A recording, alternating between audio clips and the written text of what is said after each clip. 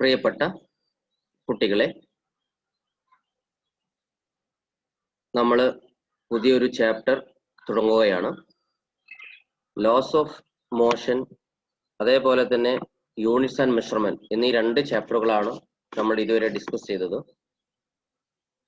മൂന്നാമത്തെ ചാപ്റ്ററായ motion in a straight line എന്ന ചാപ്റ്ററാണ് ഇന്ന് നമ്മൾ ഡിസ്കസ് ചെയ്യാൻ ഉദ്ദേശിക്കുന്നത്.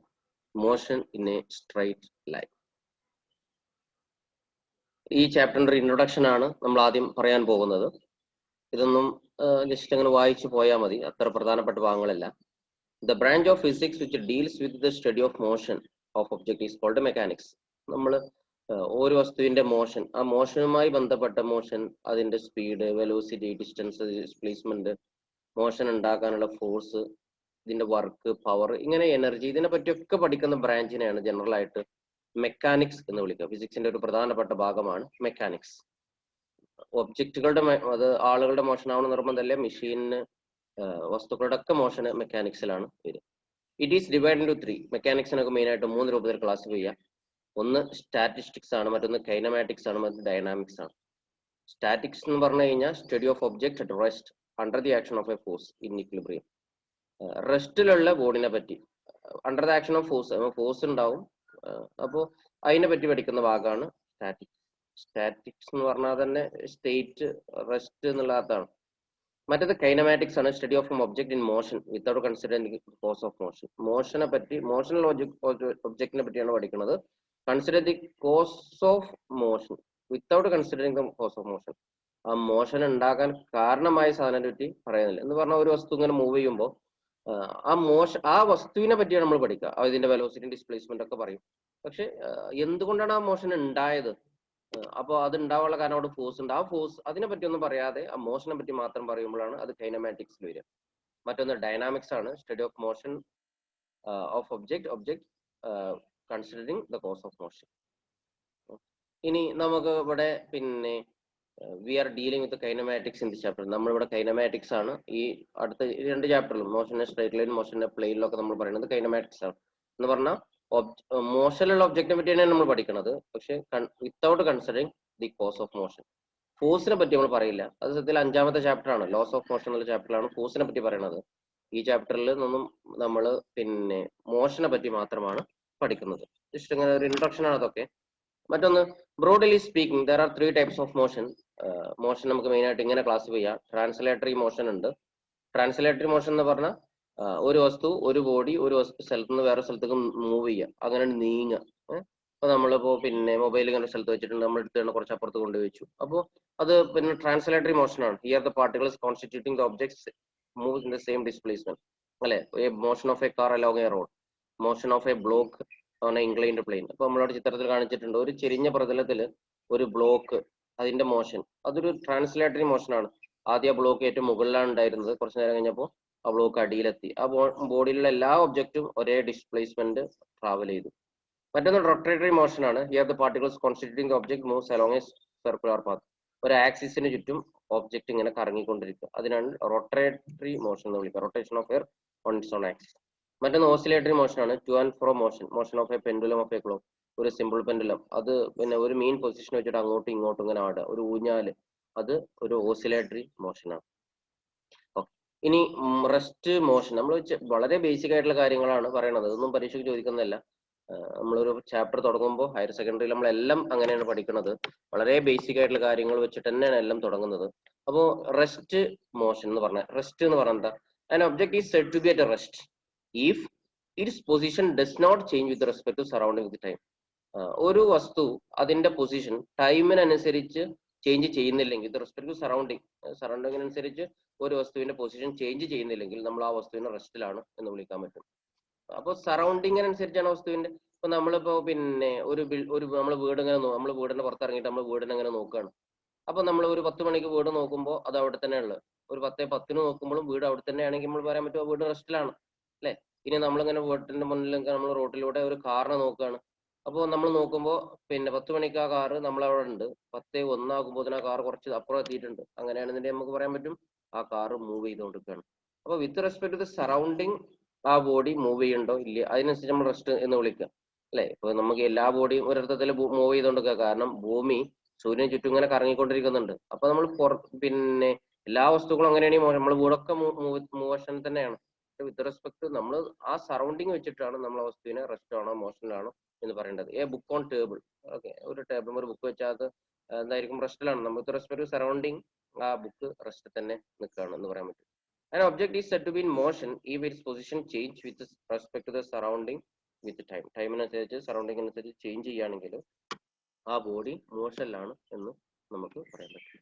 ഇനി റെസ്റ്റും ആൻഡ് മോഷൻ ആർ റിലേറ്റീവ്, നമുക്ക് റിലേറ്റീവ് ആണ് എന്ന് നമുക്ക് പറയേണ്ടി വരും. റെസ്റ്റും മോഷനും റിലേറ്റീവ്. ഇപ്പോൾ പിന്നെ ഉദാഹരണം, നമ്മളിപ്പോൾ ഒരു വണ്ടിയിലിരിക്കുക, നമ്മൾ ബസ്സിൽ യാത്ര ചെയ്യാണ്, നമ്മളടുത്ത് നമ്മൾ ഒരു സാധനങ്ങളൊക്കെ വാങ്ങിയിട്ട് ഒരു കവറ് നമ്മളെ സീറ്റിന്റെ അടുത്ത് അല്ലെങ്കിൽ നമ്മളെ കാലിന്റെ അടുത്ത് ഇങ്ങനെ അല്ലെങ്കിൽ സീറ്റിൽ ഇങ്ങനെ വെച്ചിട്ടുണ്ട്, അല്ലെങ്കിൽ നമ്മൾ അടിയിൽ ഫ്ലോറിൽ ബസ്സിന്റെ ഫ്ലോറിൽ വെച്ചിട്ടുണ്ട്. വിത്ത് റെസ്പെക്ട് ടു അസ് നമ്മൾ വെച്ച് നോക്കുമ്പോൾ നമ്മളാ നമ്മളാ കവറ് മോഷനിലാണോ? അല്ല, വിത്ത് റെസ്പെക്ട് ടു അസ് അത് കവർ റെസ്റ്റിലാണ്. കാരണം എന്താ, നമ്മള് ബസ് പോകുന്നുണ്ട്, അതിനൊപ്പം നമ്മളും പോകുന്നുണ്ട്. അപ്പോൾ നമ്മളിപ്പോ 10 മണിക്ക് നമ്മൾ ആ കവറിനെ നോക്കി, നമ്മൾ അടുത്തന്നുണ്ട്. പിന്നെ 10:01 നോക്കുമ്പോഴും ആ കവർ അവിടെ തന്നെയാണ് ഉണ്ടാവുക, നമ്മൾ അടുത്ത് തന്നെയാണ് കവറുള്ളത്. ആ കവർ പിന്നെ മുന്നേക്ക് എത്തണമെന്നില്ല, ഇല്ല നമ്മൾ അസ്യൂം ചെയ്യുകയാണെങ്കിൽ. അപ്പോൾ നമ്മൾ വിത്ത് റെസ്പെക്ട് ടു അസ് നമ്മൾ ആ കവർ റെസ്റ്റിലാണ്. എന്നാൽ പുറത്തുള്ള ഒരാളെ സംബന്ധിച്ചിടത്തോളം ആ കവർ മൂവ് ചെയ്തുകൊണ്ടിരിക്കുകയാണ്, അല്ലെ? നമ്മൾ മൂവ് ചെയ്യുന്നുണ്ട്. കാരണം അയാൾ ബസ്സിന് പുറത്തുനിന്ന് നോക്കുമ്പോൾ ആ ബസ് 10 മണിക്ക് അയാൾ എടുത്താണുള്ളത്. കുറച്ച് നേരം കഴിയുമ്പോൾ ആ ബസ് അല്ലെങ്കിൽ കവർ കുറച്ചുകൂടി മുന്നിൽ എത്തിയിട്ടുണ്ടാവും. അപ്പൊ അതിന്റെ അർത്ഥം ആ കവർ മൂവ് ചെയ്യുന്നുണ്ട്. അപ്പൊ റിലേറ്റീവ് ആണ്. പുറത്തുനിന്നുള്ള ഒരാൾക്ക് അത് മോഷനിലാണുമ്പോൾ അതിനുള്ളിലുള്ള ഒരാൾക്ക് അത് റെസ്റ്റിലായിട്ട് നമുക്ക് വേണമെങ്കിൽ ഫീൽ ചെയ്യാൻ പറ്റും. അതുകൊണ്ടാണ് റെസ്റ്റ് ആൻഡ് മോഷൻ ആ റിലേറ്റീവ്. നമ്മൾ ഏത് വെച്ചിട്ടാണോ ഒബ്ജക്റ്റിനെ പറയണത് അതനുസരിച്ച് അത് റെസ്റ്റിലാണ് മോഷനിലാണെന്നൊക്കെ പറയാൻ പറ്റും. ഇപ്പൊ സ്കൂൾ ബിൽഡിംഗ്, ഇപ്പൊ നമ്മൾ ബിൽഡിംഗ് മൂവ് ചെയ്യണ്ടോ എന്ന് ചോദിച്ചു കഴിഞ്ഞാൽ നമുക്കില്ല.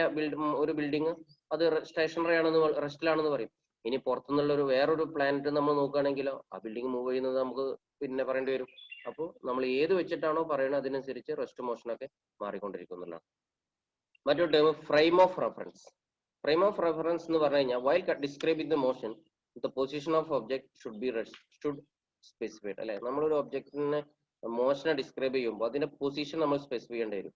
For that generally we use A reference point as origin and a set of 3 coordinate axes designated x, y and z axis.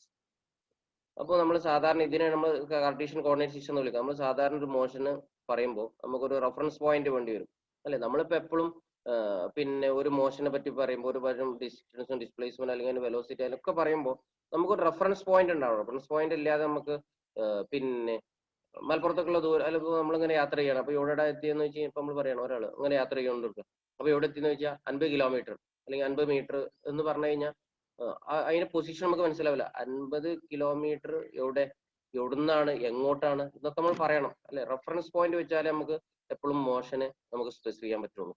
അതുകൊണ്ട് നമ്മൾ സാധാരണഗതിയിൽ നമ്മളൊരു Cartesian coordinate system XYZ axis ഉപയോഗിച്ചിട്ട് നമുക്ക് ആക്സിസ് ഒരു ബോഡിയുടെ പൊസിഷൻ ഒക്കെ നമുക്ക് പറയാൻ പറ്റും. They are called frame of reference. ഈ കാർട്ടീഷ്യൻ കോർഡിനേറ്റ് XYZ ആക്സിസിനെ മാത്രമല്ല, ജനറൽ ആയിട്ട് നമ്മൾ ഏത് വെച്ചിട്ടാണോ മോഷനെ നമ്മൾ സ്പെസിഫൈ ചെയ്യണം അതിനെയാണ് നമ്മൾ ഫ്രെയിം ഓഫ് റെഫറൻസ് എന്ന് വിളിക്കുക. That is the place from which motion is observed and measured is called frame of reference. ഏത് വെച്ചിട്ടാണോ നമ്മൾ മോഷൻ ഒബ്സർവ് ചെയ്യുകയും മോഷനെ മെഷർ ചെയ്യുകയും ചെയ്യുന്നത് അതിനാണ് നമ്മൾ ഫ്രെയിം ഓഫ് റെഫറൻസ്. അതാണ് നമ്മൾ റെഫറൻസ് പോയിന്റ്, അതാണ് നമ്മൾ റെഫറൻസ് ഫ്രെയിം എന്നുള്ളത്. ഓക്കെ, ഇനി 1, 2 and 3 dimensional motion. 1 dimensional motion, 2 dimensional motion and 3 dimensional motion എന്താണ് എന്നുള്ളതാണ്. എക്സാം പോയിന്റ് ഓഫ് വ്യൂവിൽ ഏറ്റവും പ്രധാനപ്പെട്ട ഈ ചാപ്റ്ററിലെ ഒരു ഭാഗമാണിത്. Identify the following motion in 1, 2, 3 dimensional motion എന്ന് പറഞ്ഞിട്ട് ചോദിച്ചിട്ടുണ്ട്. അപ്പൊ നമുക്കൊരു മോഷൻ തന്നു കഴിഞ്ഞാൽ അത് 1 ഡയമെൻഷണൽ മോഷൻ ആണോ, 2D ആണോ, 3D ആണോ എന്ന് നമുക്ക് പറയാൻ കഴിയണം. ഓക്കെ, അപ്പൊ നമുക്ക് എന്താണ് 1D മോഷൻ, 1 ഡയമെൻഷണൽ മോഷൻ എന്ന് പറഞ്ഞാൽ എന്താണ്? If one coordinate of the object is alone changes with respect to the motion, then the motion is called 1 dimensional motion. ഒരു വസ്തുവിന്റെ പൊസിഷന് അല്ലെങ്കിൽ അതിന്റെ മോഷന് നമുക്ക് ഡിസ്ക്രൈബ് ചെയ്യാൻ ഒരൊറ്റ ആക്സിസ് മതിയെങ്കിൽ എന്ന് പറഞ്ഞു കഴിഞ്ഞാൽ 1 coordinate of the alone change with ഒറ്റ സാധനം മാത്രം, ഒരു കോർഡിനേറ്റ് മാത്രമേ ചേഞ്ച് ചെയ്യുന്നുള്ളൂ, അങ്ങനെയാണെങ്കിൽ 1 ഡയമെൻഷണൽ മോഷൻ എന്ന് വിളിക്കും. എക്സാമ്പിൾ നോക്കൂ, here the object moves in a straight line. Rectilinear motion എന്നൊക്കെ വിളിക്കാൻ പറ്റും. സ്ട്രൈറ്റ് ലൈൻ മോഷൻ ആയിരിക്കും അവിടെ. Motion of a car along a straight line and object dropped from some height. നോക്കൂ, ഇപ്പോ നമ്മളിപ്പോ ഒരു നൂലിങ്ങനെ വലിച്ചു കെട്ടിയിട്ടുണ്ട്, അതിലൂടെ ഒരു ഉറുമ്പിന്റെ മോഷനാണ്. അങ്ങനെയാണെന്നുണ്ടെങ്കിൽ ആ ഉറുമ്പിന് മൂവ് ചെയ്യാൻ പറ്റുക ഒന്നെങ്കിൽ മുന്നോട്ട് അല്ലെങ്കിൽ പിന്നോട്ട്, ഒറ്റ ലൈനിൽ മാത്രമേ മൂവ് ചെയ്യാൻ പറ്റുള്ളൂ. അപ്പൊ നമ്മൾ അതിന്റെ പിന്നെ പൊസിഷൻ എങ്ങനെ പറയാൻ പറ്റും? അപ്പൊ നൂലിങ്ങനെ വലിച്ചു കെട്ടി ഒരു എൻ്റെ നമ്മൾ ഒരു 5 മീറ്റർ അപ്പുറത്താണ്, അല്ലെങ്കിൽ 2 മീറ്റർ അപ്പുറത്താണ്. 2 മീറ്റർ ഒരൊറ്റ കോർഡിനേറ്റ് മതി. ആ 2 മീറ്റർ എന്ന് പറഞ്ഞാൽ തന്നെ വളരെ ക്ലിയർ ആണ്. കറക്റ്റ് നമുക്ക് ആ ഉറുമ്പ് ഇപ്പൊ എവിടെയാണ് എന്ന് നമുക്ക് പറയാൻ പറ്റും. അതിന്റെ പൊസിഷൻ നമുക്ക് കറക്റ്റ് ഡിസ്ക്രൈബ് ചെയ്യാൻ പറ്റും. അപ്പൊ ഒറ്റ കോർഡിനേറ്റ് മതി. അതിനാണ് വൺ ഡയമെൻഷണൽ മോഷൻ എന്ന് വിളിക്കുക. അപ്പൊ സ്ട്രൈറ്റ് ലൈൻ മോഷൻ ആയിരിക്കും എപ്പോഴും വൺ ഡയമെൻഷണൽ മോഷൻ ആയിട്ട് വരിക. If two coordinate of the object changes with the time, then the motion is called two dimensional motion. ഒരു ഒബ്ജക്റ്റിന്റെ മോഷൻ ഡിസ്ക്രൈബ് ചെയ്യാൻ 2 കോർഡിനേറ്റ് വേണമെങ്കിൽ നമ്മൾ അതിനെ 2 ഡയമെൻഷണൽ മോഷൻ എന്നാണ് വിളിക്കുക. Here the object moves in a plane. ഇപ്പൊ നമ്മൾ ബ്ലാക്ക് ബോർഡിൽ, ഇപ്പൊ നമ്മൾ പിന്നെ സ്കൂളിലുള്ള ബോർഡിൽ ഒരു ഉറുമ്പിന്റെ മോഷൻ നമ്മൾ പറയാണ്. അങ്ങനെയാണെങ്കിൽ ഒരു കുറച്ചു നേരം ഒരു പൊസിഷനിൽ ഉറുമ്പിന്റെ പൊസിഷൻ എവിടെ എന്ന് വെച്ച് കഴിഞ്ഞാൽ നമുക്ക് 5 മീറ്റർ എന്നൊന്നും പറഞ്ഞിട്ട് കാര്യമില്ല. കാരണം 5 അല്ലെങ്കിൽ ഒരു പിന്നെ നമ്മൾ പറയാം ഒരു പിന്നെ 1 മീറ്റർ അപ്പുറത്തുണ്ട്, 1 മീറ്റർ അപ്പുറത്ത് ഒരു എൻഡ് എന്ന് പറഞ്ഞു 1 മീറ്റർ അപ്പുറത്തുണ്ട് എന്ന് പറഞ്ഞു. അങ്ങനെയാണെങ്കിൽ ഒരു പൊസിഷൻ നമുക്ക് കറക്റ്റ് കിട്ടൂല. കാരണം 1 മീറ്റർ അപ്പുറത്ത് തന്നെ ഒരുപാട് പോയിന്റുകൾ ഉണ്ടാവും അല്ലെ. ഒരു എൻഡ് നമ്മൾ മെഷർ ചെയ്യുമ്പോൾ 1 മീറ്റർ ഒരുപാട് പോയിന്റിൽ നമുക്ക് 1 മീറ്റർ പോയിന്റ് അടയാളപ്പെടുത്താൻ പറ്റും. അപ്പൊ നമുക്ക് അതിന്റെ പൊസിഷൻ കറക്റ്റ് പറയണമെന്നുണ്ടെങ്കിൽ എക്സ് ആക്സിസിൽ എത്ര, അപ്പൊ എക്സ് ആക്സിസിൽ 1 മീറ്ററും വൈ ആക്സിസിൽ 2 മീറ്ററും, അപ്പൊ കറക്റ്റ് അതിന്റെ ഒരു പോയിന്റ് കിട്ടും അല്ലെ. Here the object in a moves in a plane. അപ്പൊ നമുക്ക് അതിന്റെ പൊസിഷൻ പറയണമെന്നുണ്ടെങ്കിൽ അതിന്റെ മോഷൻ ഡിസ്ക്രൈബ് ചെയ്യണമെങ്കിൽ 2 കോർഡിനേറ്റ് വേണം. Insect crawling on the floor. അപ്പൊ ഒരു ബോഡി ഒരു പ്ലെയിനിലാണ് മൂവ് ചെയ്യണമെന്ന് നോക്കിയാൽ മതി. അങ്ങനെയാണെങ്കിൽ അത് എപ്പോഴും 2D മോഷൻ ആയിരിക്കും. A billiard ball moving over a billiard table അല്ലെ, ബില്ലാർഡ് പ്ലേ നമ്മൾ കണ്ടിട്ടുണ്ട്. അപ്പൊ അവിടെ അതിന്റെ മോഷനൊക്കെ പ്ലെയിനിലാണ് അത് മൂവ് ചെയ്യുക അല്ലെ. അപ്പോൾ അതിന്റെ മോഷനൊക്കെ ഒരു 2 ഡയമെൻഷണൽ മോഷനാണ്. ക്യാരം ബോർഡ് അല്ലെ, ക്യാരംസ് എങ്ങനെ മൂവ് ചെയ്യണത് 2 ഡയമെൻഷണൽ. ഒരു പ്ലെയിനിലുള്ള മോഷനൊക്കെ 2 ഡയമെൻഷണൽ മോഷൻ ആയിരിക്കും. ഇനി if 3 coordinate of the object changes with time, the motion is said to be 3-dimensional motion. ഒരു ഒബ്ജക്റ്റിന്റെ മോഷൻ ഡിസ്ക്രൈബ് ചെയ്യാൻ 3 കോർഡിനേറ്റ് വേണമെങ്കിൽ അതിനെ 3-dimensional മോഷൻ എന്ന് വിളിക്കും. Example A flying board, the motion of A fish in A pond. നമുക്ക് ഒരു ഒബ്ജക്റ്റിന് 3 രൂപത്തിൽ മൂവ് ചെയ്യാൻ പറ്റുകയാണ്. നീളത്തിലും വീതിയിലും ഉയരത്തിലും, അങ്ങനെ 3 രൂപത്തിൽ അതിന് മൂവ് ചെയ്യാൻ പറ്റുമെങ്കിൽ 3-dimensional മോഷൻ ആയിരിക്കും. അപ്പോൾ 1-dimensional മോഷൻ എന്താ, 2-dimensional മോഷൻ എന്താ, 3-dimensional മോഷൻ എന്താണ് എന്നുള്ളതാണ് നമ്മൾ പറഞ്ഞത്. അപ്പോൾ നമ്മളൊരു പിന്നെ ബോൾ നമ്മളിങ്ങനെ അടിക്കുകയാണ് ഗ്രൗണ്ടിൽ, ഒരു ഫുട്ബോൾ ഇങ്ങനെ കളിക്കുകയാണ്. അപ്പൊ ആ ബോളിന്റെ മോഷൻ ഏതായിരിക്കും? അതിന് നീളത്തിൽ വേണമെങ്കിൽ പോകാം, വീതിയിൽ വേണമെങ്കിൽ പോകാം, ഉയരത്തിൽ വേണമെങ്കിൽ പോകാൻ പറ്റും. അപ്പൊ അത് 3-dimensional മോഷൻ ആണ് അല്ലെ. പിന്നെ എന്താ പറയാ, എ ബി, ഒരു ഹണി ബി അല്ലെങ്കിൽ ഒരു വണ്ട്, ഇതിന്റെ മോഷൻ അല്ല അറൌണ്ട് എ ഫ്ലവർ, ഒരു പൂവിന് ചുറ്റും ഒരു പിന്നെ ഒരു തേനീച്ചയുടെ motion അതെങ്ങനെയായിരിക്കും?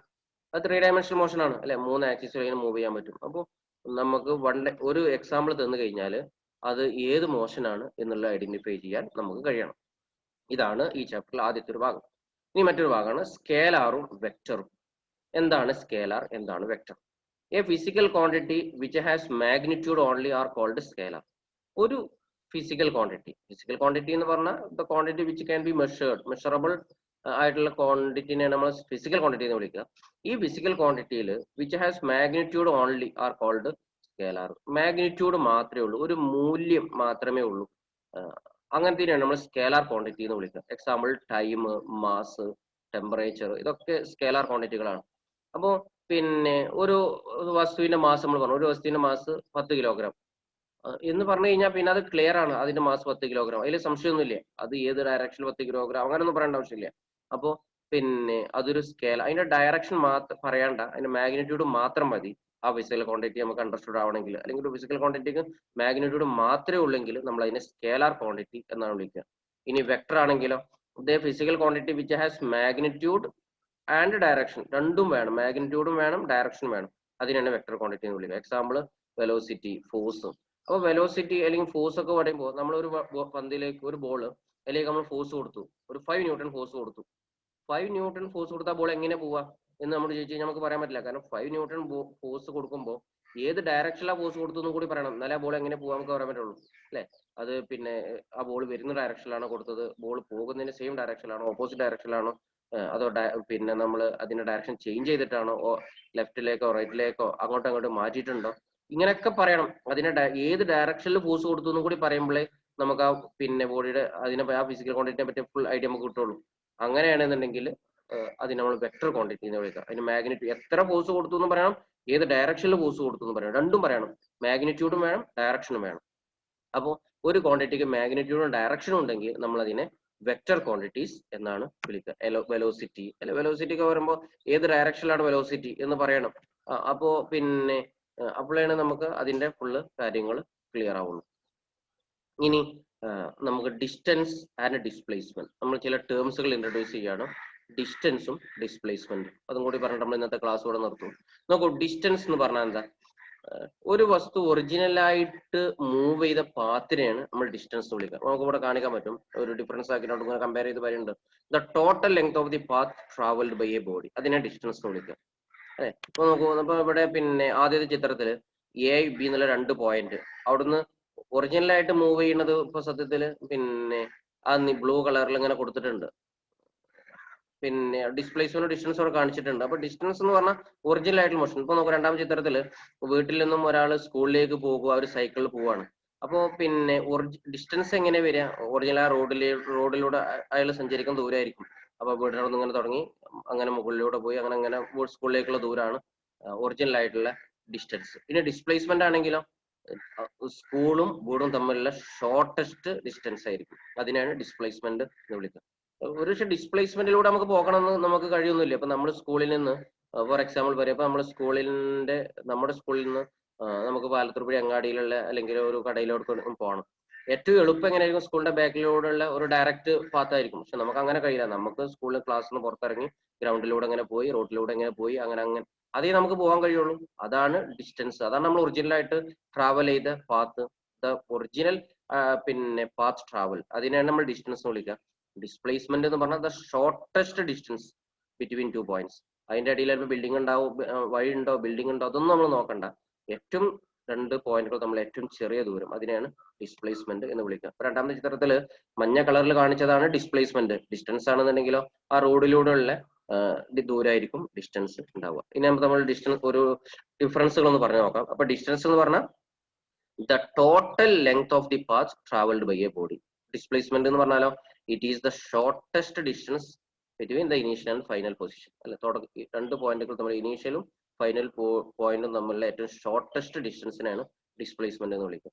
Distance it is A scalar quantity. Distance ഒരു സ്കേലാർ ആണ്. ഡിസ്റ്റൻസിന് പ്രത്യേക ഡയറക്ഷൻ നമുക്ക് പറയാൻ പറ്റൂല. കാരണം ചിലപ്പോൾ നമ്മൾ പിന്നെ ഇപ്പൊ നമ്മൾ നേരത്തെ കണ്ട ചിത്രത്തിൽ തന്നെ പിന്നെ നോക്കൂ, ഇവിടെ ഈ ചിത്രത്തില് ഡിസ്റ്റൻസ് എന്ന് പറഞ്ഞാൽ ആദ്യം പിന്നെ കുട്ടി ചിലപ്പോൾ നേരെയാണ് പോകുന്നുണ്ടാവുക, പിന്നെ ലെഫ്റ്റിലേക്ക് പോയിണ്ടാവും, പിന്നെ റൈറ്റിലേക്ക് പോയിണ്ടാവും, പിന്നെ ചിലപ്പോൾ വീണ്ടും നേരെ പോയി പിന്നെ ലെഫ്റ്റ് എന്ന് പറഞ്ഞാൽ പ്രത്യേക ഡയറക്ഷൻ ഒന്നും ഇല്ല സ്കൂളിലേക്ക്. നേരെ മറിച്ച് ഡിസ്പ്ലേസ്മെന്റ് കറക്റ്റ് ഒരു ഡയറക്ഷൻ ഉണ്ട്. സ്കൂളിൽ നിന്ന് പിന്നെ അല്ലെങ്കിൽ വീട്ടിൽ നിന്ന് സ്കൂളിലേക്ക് ഡയറക്ഷൻ എന്ന് പറഞ്ഞാൽ ഒരൊറ്റ സ്പെസിഫിക് ഡയറക്ഷൻ ആയിരിക്കും. അല്ലെ, ഇപ്പൊ നമ്മൾ സ്കൂളിൽ നിന്ന് നമ്മൾ ആലത്തപ്പുഴ അങ്ങാടിയിലേക്ക് പോകുമ്പോൾ ചിലപ്പോൾ ആദ്യം നമ്മൾ എങ്ങോട്ടാ പോവാ? കിഴക്കോട്ട് പോകണം. അല്ലെ, നമ്മൾ ക്ലാസ്സിൽ നിന്ന് പുറത്തിറങ്ങണം, പിന്നെ നമ്മൾ വലത്തോട്ട് പോകേണ്ടി വരും, പിന്നെ നമ്മൾ ചിലപ്പോൾ വീണ്ടും പടിഞ്ഞാറോട്ട് തീരേണ്ടി വരും. അപ്പോൾ ഡയറക്ഷൻ ഇങ്ങനെ മാറി മാറി വരുന്നുണ്ട്. അപ്പോൾ അതാണ് നമ്മൾ പറഞ്ഞത്, ഡിസ്റ്റൻസിന് ഒരു പ്രത്യേക ഡയറക്ഷൻ നമുക്ക് പറയാൻ പറ്റില്ല. പക്ഷെ ഡിസ്പ്ലേസ്മെന്റിന് നമുക്ക് പറയാൻ പറ്റും. ഡിസ്പ്ലേസ്മെന്റ് എപ്പോഴും ഒരു പെർട്ടിക്കുലർ ഡയറക്ഷൻ ഉണ്ടാവും. അതുകൊണ്ട് ഒരു വെക്ടർ ക്വാണ്ടിറ്റി ആണ്. ഇനി ഡിസ്റ്റൻസിന് for a moving body it cannot be zero or negative. Distance ഒരിക്കലും സീറോ ആവാൻ കഴിയില്ല, അല്ലെങ്കിൽ പിന്നെ അത് നെഗറ്റീവ് ആവാൻ കഴിയില്ല. ഒരു മൂവ് ചെയ്യുന്ന ഒരു ബോഡിയാണ്. അങ്ങനെയാണെന്നുണ്ടെങ്കിൽ നമ്മൾ പിന്നെ ഒരു സ്ഥലത്ത് നമ്മൾ പോയിക്കാണ്ട് നമ്മൾ അങ്ങനെ മൂവ് ചെയ്തുകൊണ്ട് വന്നു, അപ്പോൾ അതിന് ഡിസ്റ്റൻസ് ഒരു വാല്യൂ ഉണ്ടാവും, അതൊരിക്കലും സീറോ ആവാൻ കഴിയില്ല. പക്ഷേ for a moving body it can be zero or negative or positive. പക്ഷെ ഡിസ്പ്ലേസ്മെന്റ് സീറോ ആവാം. അല്ലെ, ഇപ്പൊ നമ്മൾ പിന്നെ സ്കൂളില് പിന്നെ നമ്മൾ ഓട്ട മത്സരം നടത്തുകയാണ്. അപ്പൊ നമ്മൾ സ്റ്റാർട്ടിംഗ് പോയിന്റും ഒരു 200 മീറ്റർ ഓട്ടാണെന്ന് നമ്മൾ അസ്യൂം ചെയ്യും. അപ്പൊ നമ്മൾ തുടങ്ങിയ സ്കൂൾ ഗ്രൗണ്ടിന് അങ്ങനെ ഒരു ഫുൾ റൗണ്ട് അടിച്ചിട്ട് നമ്മൾ തുടങ്ങിയത് അവിടെ തന്നെയാണ് നമ്മൾ ഒന്ന് നിൽക്കേണ്ടത് നമ്മൾ അസ്യൂം ചെയ്യാം, 200 മീറ്റർ. അപ്പൊ നമ്മൾ പിന്നെ സ്റ്റാർട്ടിംഗ് പോയിന്റും അതേപോലെ തന്നെ അവസാനത്തുള്ള നമ്മൾ ഫൈനൽ പോയിന്റും ഫിനിഷിംഗ് പോയിന്റും സെയിം ആണെന്ന് നമ്മൾ അസ്യൂം ചെയ്യാം. സ്റ്റാർട്ടിംഗ് പോയിന്റ് നമ്മൾ ട്രാവൽ ചെയ്തു, അങ്ങനെ ഓടി ഒരു റൗണ്ട് കംപ്ലീറ്റ് ആക്കി ഫിനിഷിംഗ് പോയിന്റിൽ, സ്റ്റാർട്ടിംഗ് പോയിന്റിനാണ് ഫിനിഷിംഗ് പോയിന്റ്, അവിടെ വന്നു. അപ്പൊ ഡിസ്റ്റൻസ് എത്ര? Distance 200 metre. അല്ലെ, 200 മീറ്റർ മൊത്തത്തിൽ സഞ്ചരിച്ചു. ഡിസ്പ്ലേസ്മെന്റോ? ഡിസ്പ്ലേസ്മെന്റ് ആണ് ഇനീഷ്യൽ പോയിന്റും ഫൈനൽ പോയിന്റും നമ്മളെ ഏറ്റവും ചെറിയ ദൂരം. ഇനീഷ്യൽ പോയിന്റ് ഏതാ? നമ്മൾ തുടങ്ങിയ അവിടെ തന്നെ. ഫൈനൽ പോയിന്റ് ഏതാ? നമ്മൾ തുടങ്ങിയതും ഒടുങ്ങിയതും അല്ലെ, സ്റ്റാർട്ട് ചെയ്തതും ഫിനിഷ് ചെയ്തതും ഒരേ പോയിന്റിൽ തന്നെയാണ്. അപ്പൊ അതുകൊണ്ട് അത് നമ്മളെ ഏറ്റവും ചെറിയ ദൂരത്തിൽ സീറോ ആണ്. അപ്പോൾ ഒരു വേണമെങ്കിൽ അത് സീറോ ആവാൻ പറ്റും. ഇനി നെഗറ്റീവ് ആവാൻ പറ്റും, കാരണം നമ്മൾ ഡയറക്ഷൻ ഉണ്ട്. അപ്പൊ നമ്മൾ മുന്നിലേക്ക് പോസിറ്റീവ് കൊടുത്താൽ ബാക്കിലേക്ക് നെഗറ്റീവ് ആയിട്ട് വരേണ്ടി വരും. അല്ലെ, നമ്മളിപ്പോ ഒരു പിന്നെ ഒരു പോയിന്റ്, ആ പോയിന്റ് ആണ് നമ്മൾ സീറോ, നമ്മൾ ഒറിജിൻ. അവിടുന്ന് മുന്നോട്ടാണ് പോസിറ്റീവ് കൊടുക്കുക. നമ്മൾ ഒരാൾ ബാക്കോട്ട് പോയി കഴിഞ്ഞാൽ അയാൾ ഡിസ്പ്ലേസ്മെന്റ് -5 എന്ന് പറയേണ്ടി വരും. മുന്നിലേക്ക് പോയാലോ +5 മീറ്ററിൽ പറയാൻ +5 മീറ്റർ എന്ന് പറയേണ്ടി വരും. ബാക്കിലേക്കാണ് ഇയാൾ വരുന്നത് പിന്നെ -5 മീറ്റർ എന്ന് പറയേണ്ടി വരും. അപ്പോൾ ഡിസ്പ്ലേസ്മെന്റ് അങ്ങനെ നെഗറ്റീവ് ആവാം, പോസിറ്റീവ് ആവാം, 0 ഒക്കെ ആവാം. പക്ഷെ ഡിസ്റ്റൻസ് എപ്പോഴും പോസിറ്റീവ് മാത്രമേ ഉണ്ടാവുള്ളൂ. ഇനി SI യൂണിറ്റ്, ഡിസ്റ്റൻസിന്റെ SI യൂണിറ്റ് എന്താ? ദൂരാണ്. ദൂരത്തിന്റെ യൂണിറ്റ് എന്താ? ദൂരം, ലെങ്ത്തിന്റെ യൂണിറ്റ് മീറ്റർ ആണ്. ഡയമെൻഷൻ എന്താ വരിക? Capital L. ഇനി ഡിസ്പ്ലേസ്മെന്റ് ആണെങ്കിലും ദൂരം തന്നെയാണ്, രണ്ടും ദൂരം തന്നെയാണ്. അതുകൊണ്ട് SI യൂണിറ്റ് അതിന് മീറ്റർ തന്നെയാണ്, ഡയമെൻഷൻ L എന്ന് തന്നെ എഴുതുക. നമുക്ക് നമ്മൾ പിന്നെ രണ്ടാമത്തെ ചാപ്റ്റർ പറഞ്ഞ സമയത്ത് നമ്മൾ പറഞ്ഞു, ഓരോ ക്വാണ്ടിറ്റി നമ്മൾ പഠിക്കുമ്പോഴും നമ്മൾ അത് ഡയമെൻഷൻ ഇങ്ങനെ പറഞ്ഞുകൊണ്ട് വെക്കും. അപ്പൊ ഇതിങ്ങനെ നമ്മൾ ഘട്ടം ഘട്ടമായിട്ട് ഡയമെൻഷൻസ് ഇങ്ങനെ പഠിച്ചു. ഇപ്പോൾ ഡിസ്റ്റൻസിന് ഡിസ്പ്ലേഷൻ ഡയമെൻഷൻ നമ്മൾ പഠിച്ചു, ക്യാപിറ്റൽ L ആണ്. ഇതേമാതിരി എല്ലാ ക്വാണ്ടിറ്റി ഡയമെൻഷൻ നമ്മൾ ഇങ്ങനെ പറഞ്ഞുകൊണ്ട് വെക്കും. അപ്പൊ നിങ്ങൾ ഘട്ടം ഘട്ടമായിട്ട് ഡയമെൻഷൻസ് പഠിച്ചോളും. ഓക്കെ. ഇനി distance, it is greater than or equal to displacement. Distance എന്നുള്ളത് ഒന്നെങ്കിൽ ഡിസ്പ്ലേസ്മെന്റിനേക്കാളും കൂടുതലാവാം, അല്ലെങ്കിൽ ഈക്വൽ ആവാം. Displacement is less than or equal to distance. Displacement എപ്പോഴും ഡിസ്റ്റൻസിനേക്കാൾ ഒന്നെങ്കിൽ കുറവായിരിക്കും, അല്ലെങ്കിൽ ഈക്വൽ ആയിരിക്കും. ഇപ്പൊ ഒറിജിനൽ ആയിട്ട് ഇപ്പൊ നോക്കൂ, ഈ ചിത്രത്തിൽ നമ്മൾ എയിൽ നിന്നും ബിയിലേക്ക്, ഒന്നാമത്തെ ചിത്രത്തിൽ ഒരു ബോഡി എ നിന്ന് ബിയിലേക്ക് ഡിസ്പ്ലേസ്മെന്റ് എന്നുള്ള വഴിയിലൂടെ തന്നെ സഞ്ചരിച്ചു, നേരെയുള്ള വഴിയിലൂടെ തന്നെ സഞ്ചരിച്ചു. അങ്ങനെയാണെങ്കിൽ അതിന്റെ ഡിസ്റ്റൻസ് എത്ര? ആ ദൂരം തന്നെ, എയും ബിയും നമ്മൾ ദൂരമാണ്. ഡിസ്പ്ലേസ്മെന്റോ അതും അത് തന്നെയാണ്. അപ്പൊ രണ്ടും ഈക്വൽ ആയിരിക്കും. അപ്പോ പിന്നെ നേരെ മറിച്ച് അതിൽ ആദ്യത്തിൽ പോലെ പിന്നെ ഇങ്ങനെ മുകളിലേക്ക് ഇങ്ങനെ വളഞ്ഞു തിരിഞ്ഞു വരികയാണെന്നുണ്ടെങ്കിലോ ഡിസ്റ്റൻസ് കൂടുതലാണ്, ഡിസ്പ്ലേസ്മെന്റ് കുറവാണ്. അപ്പൊ ഡിസ്റ്റൻസിന്റെ വാല്യൂ ഒന്നെങ്കിൽ ഡിസ്പ്ലേസ്മെന്റിനേക്കാളും കൂടുതലായിരിക്കും, അല്ലെങ്കിൽ ഈക്വൽ ആയിരിക്കും, അല്ലെ? എന്നാൽ ഡിസ്പ്ലേസ്മെന്റ് വാല്യൂ ഒന്നെങ്കിൽ ഡിസ്റ്റൻസിന് ഈക്വൽ ആയിരിക്കും, അല്ലെങ്കിൽ ഡിസ്റ്റൻസിനേക്കാളും എന്തായാലും കുറവായിരിക്കും. അപ്പൊ ഇത്രയും കാര്യമാണ് ഇന്നത്തെ ക്ലാസ്സിൽ നമ്മൾ ഡിസ്കസ് ചെയ്തത്. ഒരു ഇൻട്രൊഡക്ഷൻ മാത്രമാണ് കാര്യമായിട്ട് പറഞ്ഞത്. 1 dimensional motion, 2D 3D motions ഒന്ന് നോക്കുക. അതേപോലെ തന്നെ ഡിസ്റ്റൻസ്, ഡിസ്പ്ലേസ്മെന്റ് ഡിഫറൻസുകളൊക്കെ ഒന്ന് വായിച്ചു നോക്കുക. ഇതെങ്ങനെ പരീക്ഷയ്ക്ക് ചോദിക്കാനുള്ള സാധ്യത ഒന്നും നമ്മൾ കാണുന്നില്ല, കാരണം വളരെ സിമ്പിൾ ആയിട്ടുള്ള സാധനങ്ങളാണ്. ഓക്കെ, ഒരു ഇൻട്രൊഡക്ഷൻ എന്ന രൂപത്തിലൊക്കെ തന്നെ നമ്മൾ ഇന്നത്തെ ക്ലാസ്സിനെ കാണാൻ പറ്റുള്ളൂ. നന്നായിട്ട് പഠിക്കുക, സംശയങ്ങളിൽ ചോദിക്കുക. Okay, thank you.